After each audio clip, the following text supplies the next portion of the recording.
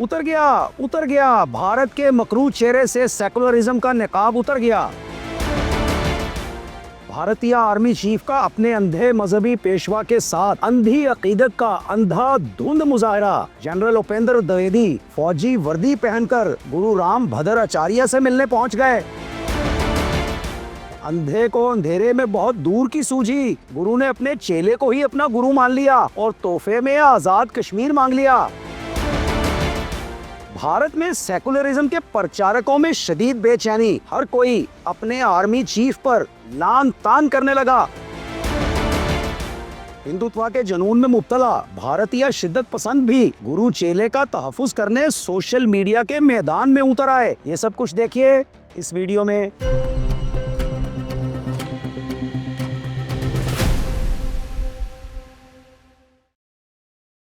अस्सलामुअलैकुम, मेरा नाम है सजाद शफीक भट्ट। नाज़रीन, स्कूल के ज़माने में उर्दू ज़ुबान के शुआरा के कुछ लताइफ़ भी हमारे असबाक में शामिल हुआ करते थे। ये लताइफ़ मुझे आज तक याद हैं। इन्हीं लताइफ़ में से एक मैं आपको आज सुनाना चाहता हूँ। एक रोज़ शेख कलंदर बख्श जुरत बैठे फ़िक्र सुखन कर रहे थे कि इंशा आए। इंशा ने पूछा कि क्या हो रहा है। जुरत ने कहा कि एक मिसरा हो गया है, दूसरे की फ़िक्र में हूँ। इंशा ने कहा कि मुझे मिसरा सुनाइए। जुरत ने यह कहकर इनकार किया कि तुम गिरा लगाकर शेर उचक लोगे। खैर, इंशा ने बहुत इसरार किया तो उसे मिसरा सुनाया। इस जुल्फ पे फपती शबे दीजूर की सूझी, इस जुल्फ पे फपती शबे दीजूर की सूझी। इंशा ने झट से गिरा लगाई। इस जुल्फ पे फपती शबे दीजूर की सूझी, अंधे को अंधेरे में बहुत दूर की सूझी।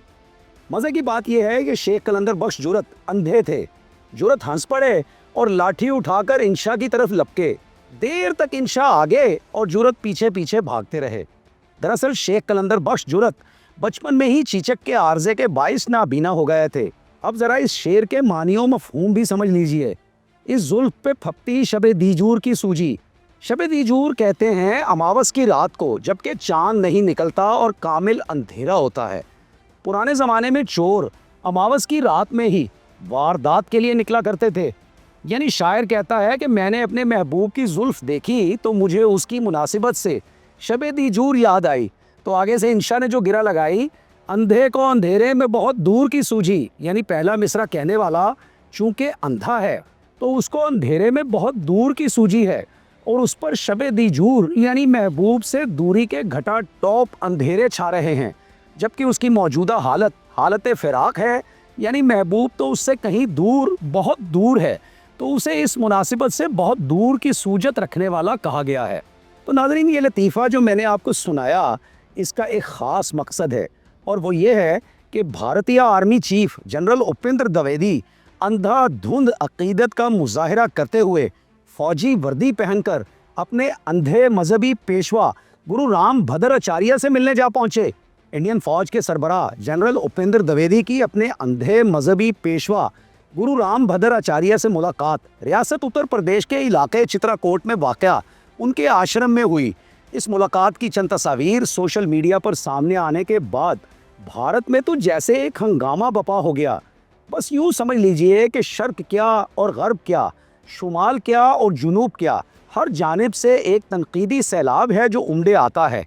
भारतीय जनता अपनी फ़ौज के सरबराह को भारत के बुनियादी नज़रिए सेकुलरिज्म से इन्हिराफ का मुर्तकिब करार दे रही है।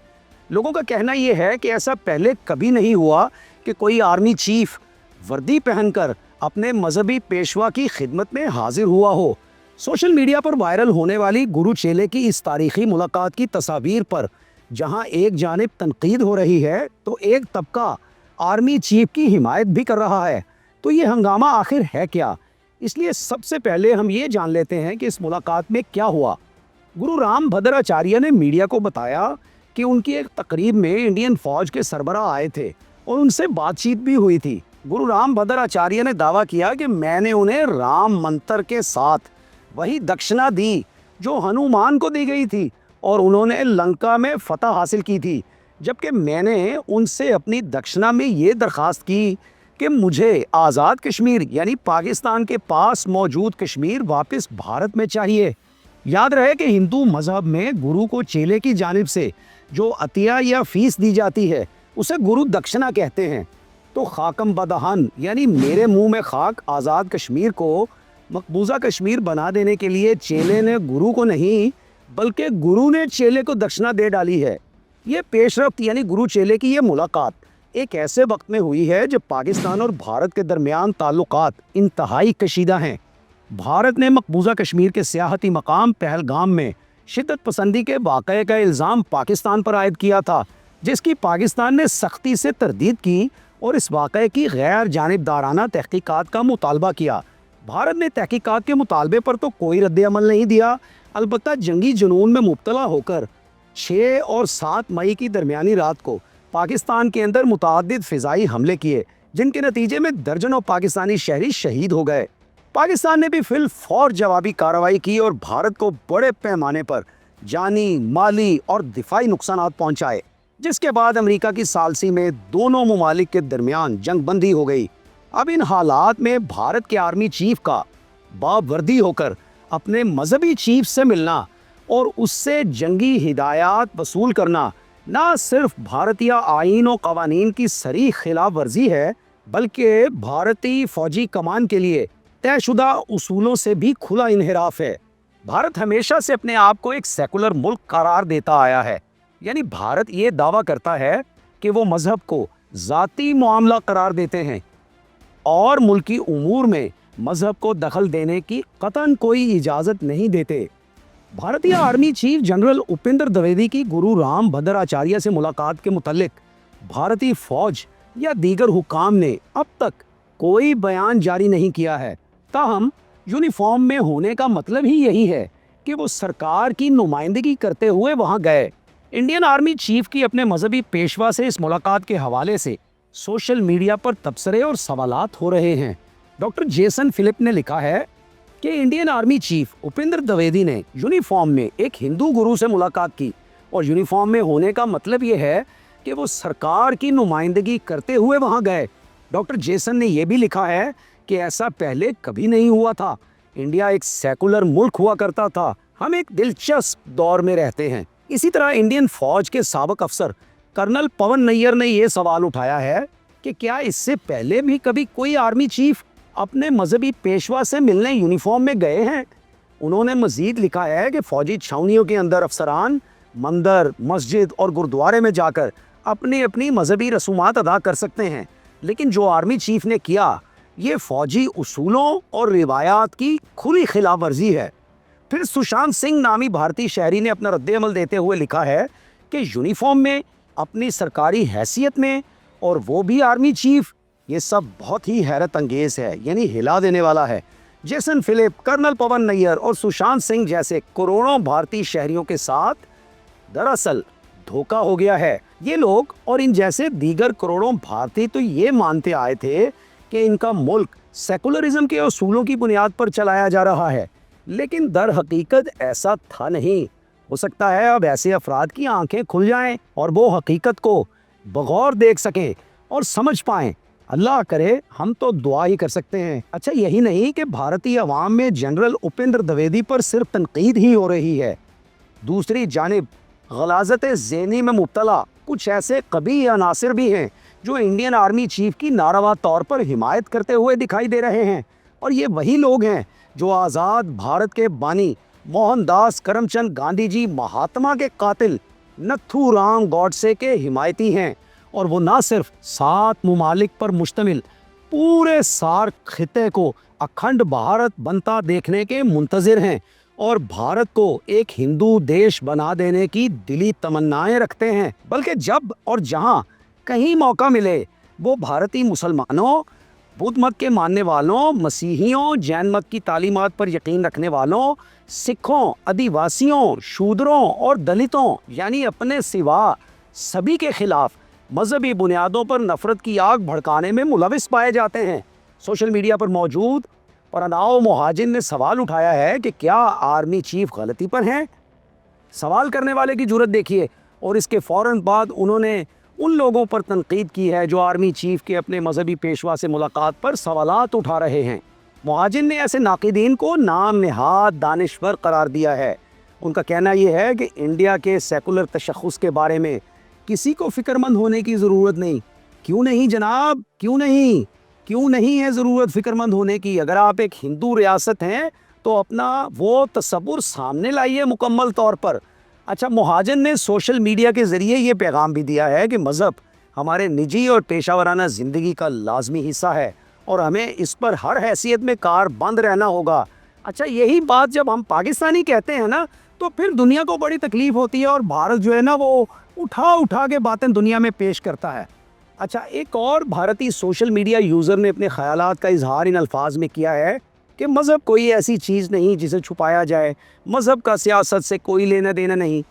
अब देखिए, अगर मज़हब कोई ऐसी चीज़ नहीं जिसे छुपाया जाए तो पहले क्यों छुपाते थे? पहले क्यों सेकुलरिज्म का इतना डंडोरा पीटते थे आप?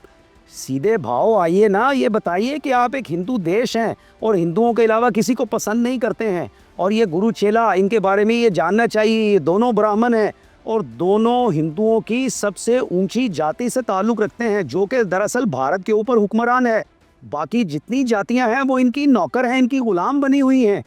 नाज़रीन, चूँकि गुरु ने चेले को दक्षिणा दे दी है तो इसका मतलब ये है कि गुरु ने अपने चेले को ही अपना गुरु बना लिया है, और उनका ये अमल साता यानी हिंदू मज़हब की क़यामत की निशानियों में से एक है। क्योंकि गुरु तो गुरु होता है और गुरु राम भद्राचार्य तो जगत गुरु यानी सारे जग के गुरु कहलवाते हैं, तो वो अपने चेले को अपना गुरु मान लें तो साता के हिंदू मजहबी गुमान के तहत गुरु की रूह चेले में मुंतकिल हो गई और चेले की रूह गुरु में मुंतकिल हो गई। और जैसा कि मैंने पहले आपको बताया कि सबसे दिलचस्प बात यह है कि गुरु चेला दोनों ब्राह्मण बताए जाते हैं और ब्राह्मण हिंदू समाजी निज़ाम में सबसे ऊंची ज़ात है। अच्छा जी, गुरु कौन है और चेला कौन है, ये बहस तो चलती रहेगी। अब हम ज़रा ये जान लेते हैं कि जनरल उपेंद्र द्विवेदी कौन है। भारतीय वज़ारत दिफा के मुताबिक जनरल उपेंद्र द्विवेदी 1 जुलाई 1964 को इस दुनिया में आए। रियासत मध्य प्रदेश उनकी जन्म भूमि है। 1984 में उनकी उम्र 20 बरस थी जब उन्होंने इंडिया की फ़ौज में कमीशन हासिल किया और फिर जम्मू कश्मीर राइफल्स का हिस्सा बने। अपने करियर के दौरान जनरल द्विवेदी ने एक मशहूर फ़ौजी दस्ते 18 जम्मू कश्मीर राइफल्स की कमान भी की। फिर वो इंस्पेक्टर जनरल आसाम राइफल्स बने और बाद में इंडियन फ़ौज की 9th कोर की कमान भी संभाली। जनरल उपेंद्र द्विवेदी मध्य प्रदेश के इलाके रेवा में वाक़या आर्मी स्कूल में तालीम हासिल करने के बाद नेशनल डिफेंस कॉलेज में पढ़ते रहे, जबकि उन्होंने American army war college, DSSC Wellington और महू में वाक़या आर्मी वॉर कॉलेजेस में भी फ़ौजी तालीम हासिल की। जनरल द्विवेदी को कार्लसल में अमेरिकन आर्मी के वॉर कॉलेज में और NDC के मसावी कोर्स में डिस्टिंग्विश्ड फेलो यानी कि मुमताज़ तालिब इल्म के एजाज़ से नवाजा गया। उन्होंने डिफेंस एंड मैनेजमेंट स्टडीज़ में MPhil और स्ट्रेटेजिक स्टडीज़ और मिलिट्री साइंसेज में 2 मास्टर्स डिग्रियां भी हासिल कर रखी हैं। वाइस चीफ के ओहदे पर तैनाती से पहले general Dwivedi director general infantry और GOC यानी जनरल ऑफिसर कमांडिंग शुमाली कमांड रह चुके हैं। अब हम आते हैं चेले से गुरु की जानिब। गुरु राम भद्राचार्य 14 जनवरी 1950 को भारत की रियासत उत्तर प्रदेश के ज़िला जौनपुर में एक ब्राह्मण खानदान के यहाँ पैदा हुए और 2 माह की उम्र में ही अंधे हो गए। उनका असल नाम गिरिधार मिश्रा है और इस वक्त उनकी उम्र 75 बरस है। और इस जिस्मानी अंधे की फिक्री जहालत के अंधेरों पर मुश्तमिल तालीमात पर ईमान लाने वालों में लाखों करोड़ों भारतीय हिंदू आवाम शामिल हैं। गुरु राम भद्राचार्य एक अरसे से मशहूर हिंदू मजहबी रहनुमा, माहिर तालीम, संस्कृत के मुहक्किक, मुताद्दिद ज़ुबानों के माहिर, शायर, मुसन्निफ, मुक़द्दस कुतुब के शारे, फ़लसफ़ी, नगमा साज, गुलकार, ड्रामा निगार और कथावाचक यानी किस्सा गो हैं। असल में तो किस्सा गो ही हैं। इनकी खिदमात और इल्मी मकाम की वजह से उन्हें सनातन धर्म यानी हिंदू मत में एक नुमाया शख्सियत तस्लीम किया जाता है। उनकी तालीमात में ख़ास तौर पर रूहानियत, तसव्वुफ़ और समाजी इस्लाहात शामिल हैं। गुरु राम भद्राचार्य ने ज़िंदगी के मुख्तलिफ मौज़ूआत जैसे सियासत, साइंस, तालीम, समाज, ख़ानदान, शादी, तबक़ात, रूहानियत और तसव्वुफ़ पर वाज़े और गहरे ख़यालात का इजहार किया है। भारतीय मीडिया के मुताबिक वो इंसानियत के दुखों को समझते हुए उनकी कमी के लिए काम करने पर जोर देते हैं और कहते हैं कि रूह की कदर और उसकी आज़ादी जिस्मानी ज़रूरियात से ज़्यादा अहम है। फ़लसफ़ियाना तौर पर गुरु राम भद्राचार्य ने सोशलिज़म पर तनकीद की है। सियासी है ना, सारा सियासी है सोशलिज़म, इसलिए कि चीन के ख़िलाफ़ हैं, चीन से मार खाई हुई है इन्होंने।